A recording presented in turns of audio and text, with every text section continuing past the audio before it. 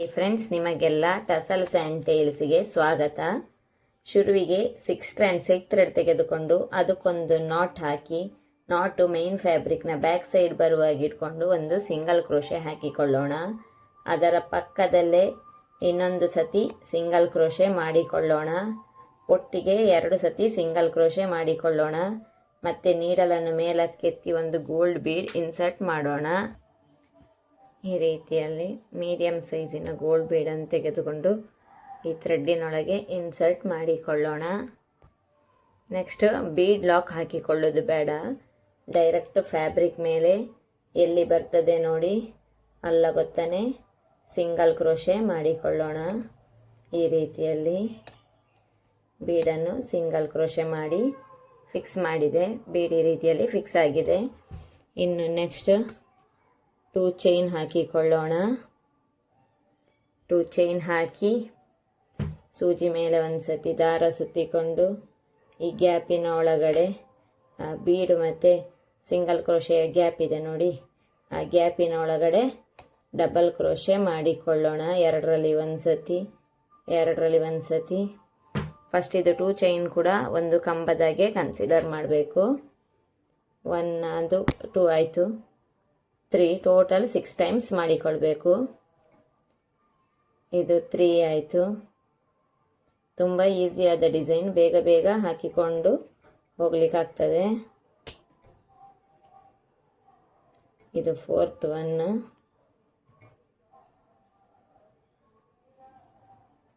ಇನ್ನು next 5th 1 ಹಾಕಿಕೊಳ್ಳೋಣ.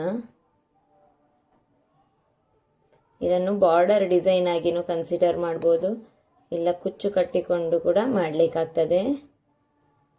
5th 6th 1.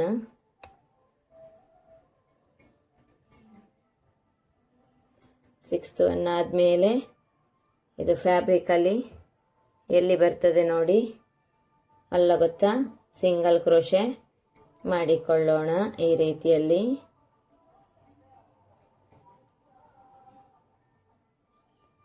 Work fix ಆಗಿದೆ ನೋಡಿ, ಈ ರೀತಿಯಾಗಿ ಕಾಣಿಸ್ತದೆ ವರ್ಕ್ ಫಿಕ್ಸ್ ಆದಮೇಲೆ. ನೆಕ್ಸ್ಟ್ ಥ್ರೆಡ್ಡನ್ನು ಮೇಲಕ್ಕೆ ಸ್ವಲ್ಪ ಎಳೆದುಕೊಂಡು ಇನ್ನೊಂದು ಬೀಡ್ ಇನ್ಸರ್ಟ್ ಮಾಡೋಣ. ಬೀಡ್ ಲಾಕ್ ಹಾಕ್ಕೊಳ್ಳಿಕ್ಕಿಲ್ಲ, ಡೈರೆಕ್ಟ್ ಫ್ಯಾಬ್ರಿಕ್ ಮೇಲೆ ಲಾಕ್ ಮಾಡಿಕೊಳ್ಳೋದು. ಎಲ್ಲಿಗೆ ಬರ್ತದೆ ನೋಡಿ ಅಲ್ಲಿಗೆ ಫ್ಯಾಬ್ರಿಕ್ ಲಾಕ್ ಹಾಕ್ಕೊಂಡ್ರೆ ಆಯಿತು. ಇನ್ನು ನೆಕ್ಸ್ಟ್ 2 ಚೈನ್ ಹಾಕಿಕೊಳ್ಳೋಣ.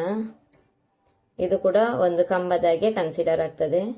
ನೆಕ್ಸ್ಟ್ ಈ ಗ್ಯಾಪಿನೊಳಗಡೆಗೆ ಬೀಡ್ ಮತ್ತು ಸಿಂಗಲ್ ಕ್ರೋಶೆ ಹಾಕಿದ್ವಲ್ಲ, ಆ ಗ್ಯಾಪಿನೊಳಗಡೆ 6 ಟೈಮ್ಸ್ ಡಬಲ್ ಕ್ರೋಶೆ ಮಾಡಿಕೊಳ್ಬೇಕು. ಆ 2 ಚೈನ್ ಕೂಡ ಒಂದು ಕಂಬದಾಗೆ ಕನ್ಸಿಡರ್ ಆಗ್ತದೆ.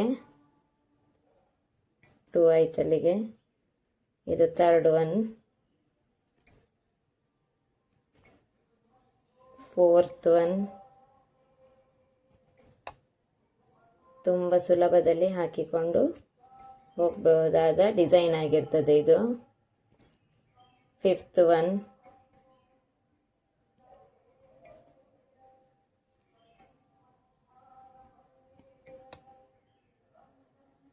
ಇನ್ನೀಗ ಲಾಸ್ಟ್ ಇದು ಹಾಕೊಳ್ಳೋಣ.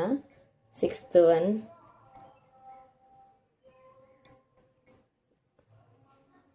ನಾನಿಲ್ಲಿ 2 ಆರ್ಚ್ ಆದಮೇಲೆ ಪುಟ್ಟದಾಗಿರೋದು ಒಂದು ಕುಚ್ಚು ಕಟ್ಟಲಿಕ್ಕೆ ಆಪ್ಷನ್ ಮಾಡ್ತಾ ಇದ್ದೀನಿ.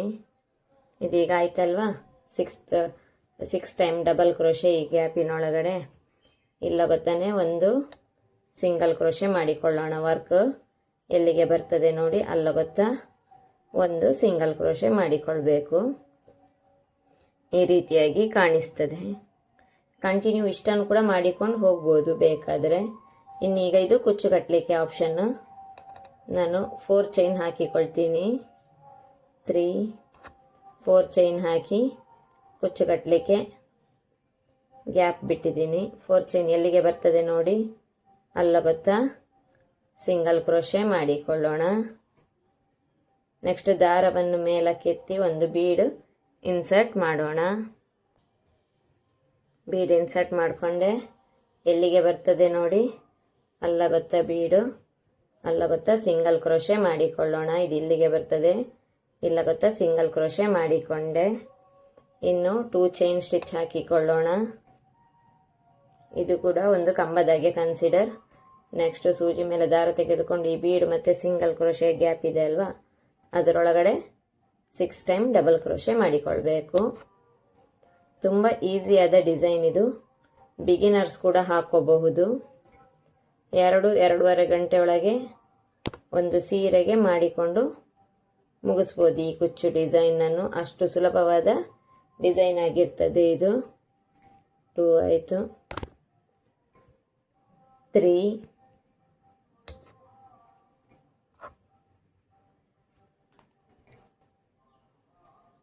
4,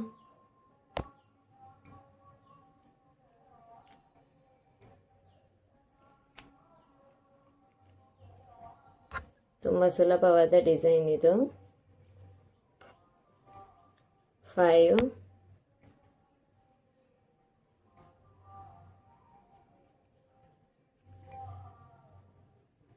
6th one,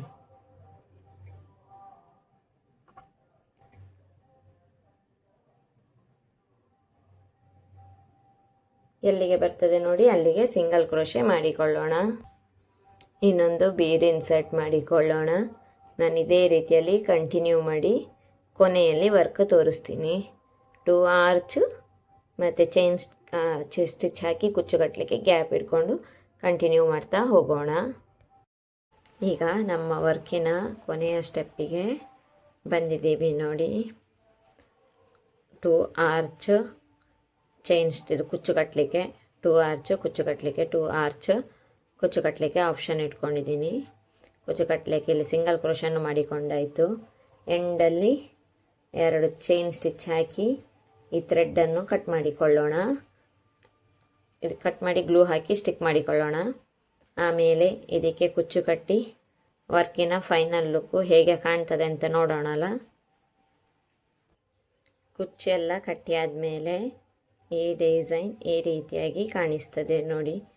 ಇದಕ್ಕೆ ನಾನು ಪುಟ್ಟದಾಗಿರುವ ಕುಚ್ಚು ಕಟ್ಟಿಕೊಂಡಿದ್ದೀನಿ.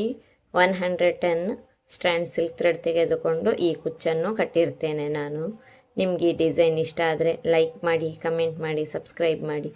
Thank you.